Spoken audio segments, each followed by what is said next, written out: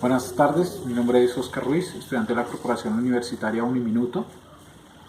Pertenezco al programa de Administración de Empresas.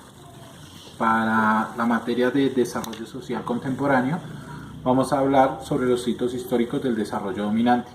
Recordemos que un hito histórico se refiere a un acontecimiento muy importante que marca un punto de referencia o un punto de partida en el cual se cambia la historia. Teniendo en cuenta esto, decimos que a partir del siglo XVI ocurre un evento muy importante.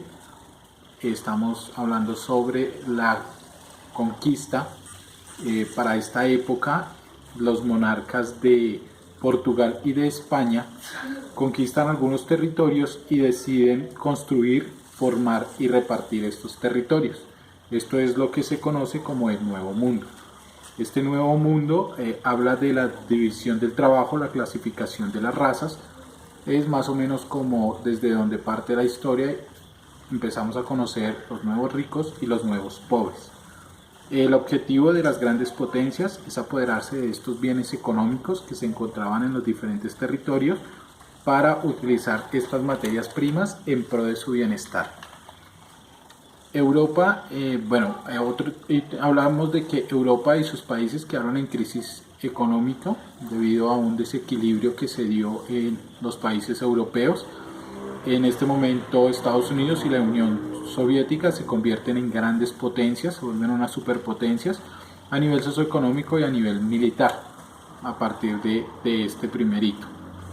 Luego, al 20 de enero de 1949, se da en Estados Unidos la posesión del presidente Truman, quien habla de la diferencia entre los países desarrollados y subdesarrollados.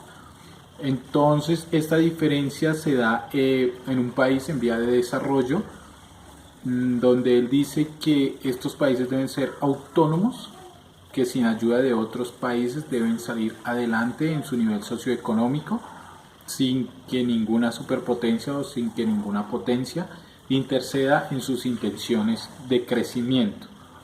Luego, en 1970, tenemos la teoría de Roush, que habla sobre el despegue hablando del inicio del crecimiento de uno o de otro país. Habla de que el camino hacia esta evolución económica de un país se debe desarrollar en varias etapas.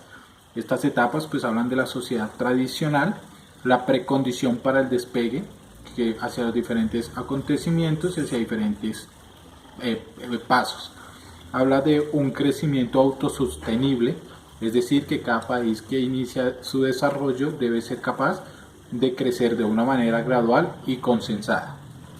También nos habla que es el despegue hacia la madurez para las etapas del autoconsumo.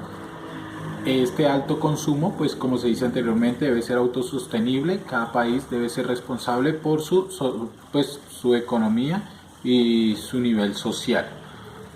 También hablamos del Plan Marshall, de la construcción y el desarrollo de Europa. Luego de esta crisis, pues se habla en el Plan Marshall sobre el progreso de Europa. También hay una alianza que se realiza para ayudas hacia Latinoamérica en países con problemas socioeconómicos. En el 2003, el Banco Mundial habla de las diferencias que se dan en los países a nivel socioeconómico.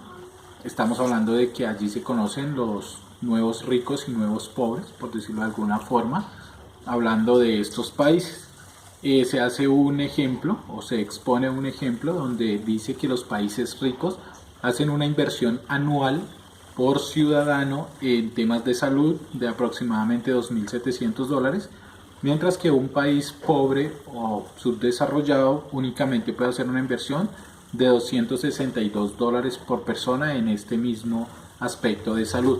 En aspecto de educación, haciendo una segunda comparación, se hace un aporte de $4.000 por persona, mientras que los países pobres lo hacen por $400. Esto es más o menos alguna parte de estos hitos históricos, como le dije anteriormente, puntos de referencia que cambiaron el mundo. Muchas gracias.